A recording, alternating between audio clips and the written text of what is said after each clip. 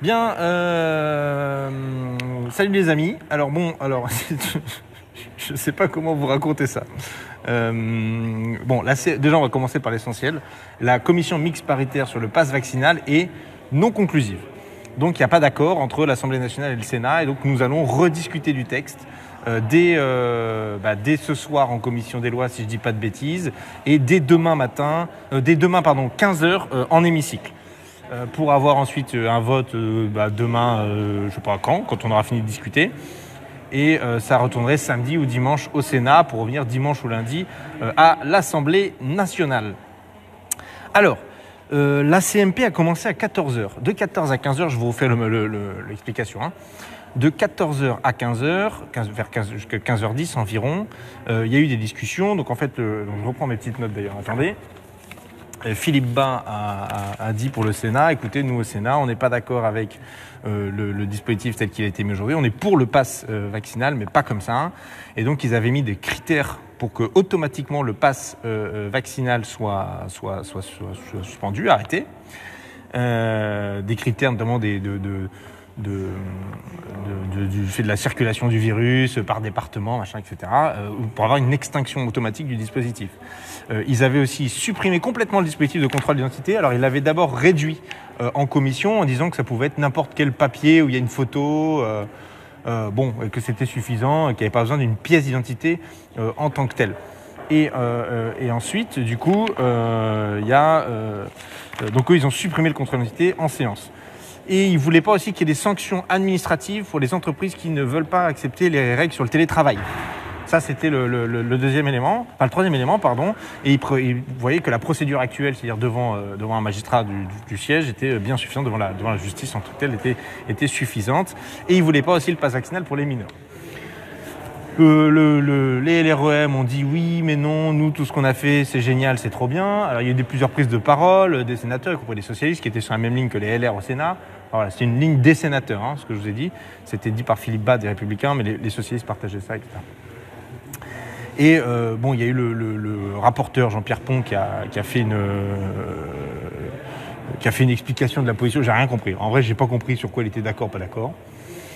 LREM a dit oui, mais attendez, nous, nos contrôles des entreprises, c'était un peu intéressant. Les contrôles d'identité, ils trouvaient que la version en commission au Sénat était bien, mais supprimer les contrôles, c'était pas possible. Sur les mineurs, ils disaient que jusqu'à 16 ans, ils pouvaient faire des trucs. Mais en fait, c'était la position de l'Assemblée, déjà. Mais qu'entre 16 et 18, c'était pas encore négociable. Et donc, ils ont suspendu la séance. Et donc, depuis tout à l'heure, moi, en fait, j'attends que ça reprenne. Et ils font des tractations dans les couloirs. On pense que ça discute, le bout de gras devant tout le monde, etc. Et non, en fait, entre majorité ici à l'Assemblée, donc en gros entre LREM et les Républicains, et les sénateurs, pardon, et surtout les Républicains, ils se retrouvent dans des couloirs, ils passent des coups de fil, ils échangent, machin, et puis ils essaient de se mettre d'accord sur une rédaction en tant que telle. Et en fait, les administrateurs étaient là, ils imprimaient des versions entre eux. Moi, j'attendais. Il y a des bruits de couloir. On nous dit. Alors, moi, je voyais pas comment la CMP pouvait être conclusive. Chacun campait sur son camp, et c'était le jeu de qui va réussir à donner la responsabilité à l'autre du fait que la CMP soit pas conclusive, parce qu'ils sont pas d'accord. Franchement, j'ai passé des paris. Vous savez même pas que ce qui va se passer à la buvette après, on va devoir me payer des bières. Je vous le dis très, très, très tranquillement, parce que j'ai gagné. Parce que je leur ai dit, écoutez, le gouvernement, c'est simple. Le 15 janvier, le délai, c'est fichu. Depuis le départ, c'était pas jouable. Là, avec le recours au Conseil constitutionnel, on y est presque, les amis. Je suis vraiment à ça de le déposer. J'avais dit, l'intérêt du gouvernement, parce qu'ils s'en fichent de la situation sanitaire, la réalité c'est qu'ils s'en fichent de cette situation sanitaire, là ils veulent perpétuer le coup politique et faire en sorte de pouvoir dire c'est la faute des Républicains. C'est la faute des Républicains, si tout ça n'aboutit pas, et que c'est à cause d'eux, s'il y a des morts dans les hôpitaux, enfin le sketch qu'ils nous ont déjà fait à l'Assemblée avant à nous, et donc il fallait qu'ils trouvent un prétexte. Alors, j'en viens à la fin de l'histoire. La séance vient de reprendre. Tout le monde s'apprêtait apparemment à avoir une CMP conclusive. Et alors, la raison pour laquelle la CMP n'est pas... Accrochez-vous, la raison pour laquelle la CMP n'est pas conclusive, c'est que Yaël Braun-Pivet, qui co-préside la CMP en tant que présidente de la commission des lois, dit oui, normalement, nos discussions sont à huis clos et monsieur Retailleau, sénateur, un sénateur, elle n'a pas cité, a fait un tweet pour dire que la CMP était conclusive et qu'ils avaient bien bossé, n'en déplaise à Macron. Et ils ont dit oui, vu qu'on nous parle comme ça et qu'on a rompu le secret du huis clos de notre CMP, du coup on se lève et on s'en va et elle n'est pas conclusive. Des gamins, je vous jure. Bon, en fait, tout ça, c'est pour habiller, faire un habillage stratégique, machin. Leur intention dès le départ, c'est qu'elle soit pas conclusive. Enfin, moi, je veux dire, à leur place politiquement, foutu pour foutu sur le délai du 15 janvier, si je peux continuer à taper sur les Républicains en disant que c'est de leur faute si le texte n'est pas voté, que la CMP n'est pas conclusive et que ça traîne, je le fais. Voilà. Voilà, j'ai gagné. Donc là, on est dans notre niche France Insoumise, dans l'hémicycle. Ça m'a un peu saoulé parce que de devoir être là-bas, à attendre.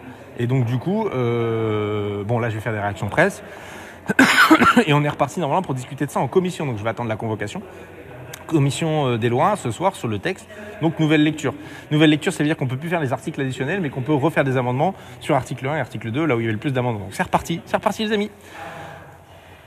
Bon, ça veut dire qu'on va manger encore ce soir, demain à partir de 15h en séance, c'est ce qui est prévu. Je ne sais pas si ça va être décalé, etc. Mais en tout cas, c'est ça qui est prévu. Et après, ça partira au Sénat samedi si on finit assez tôt vendredi.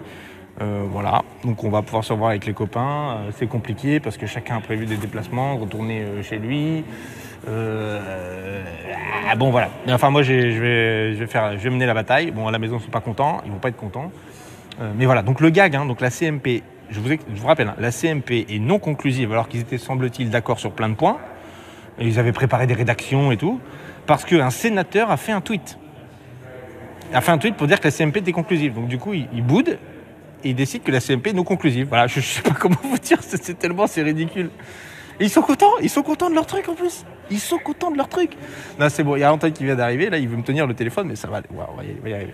Donc on lâche rien, et comme d'habitude, partagez parce que là, l'histoire telle que je vous la raconte, c'est-à-dire ce qui s'est véritablement passé, vous ne l'entendrez pas dans les réactions presse. Les réactions presse, chacun va dire oui, nous étions proches d'un accord, il y a une volonté de LREM, et puis les autres vont dire oui, nous étions proches d'un accord et LR a tout foutu en l'air, machin. LR a tout foutu en l'air. Et pas mal celle-là, vous la retiendrez pour un autre usage, un autre moment. Donc moi aussi, je vais faire la réaction presse en disant que de toute façon, ce passe vaccinal, ça n'a été qu'un truc pour emmerder le monde, pour faire un coup politique, pour aspirer. Regardez ce que j'ai dit sur BFM TV vendredi dernier. Voilà, c'est sur ma chaîne YouTube. Voilà, je sais pas, je vais pouvoir faire des Madame Irma, c'est moi. Eh oui, oui les amis. Bon, et je fais un petit coucou, un petit clin d'œil, je sais pas s'il y a des membres du Conseil constitutionnel qui nous regardent, qui regarderont ce live en replay.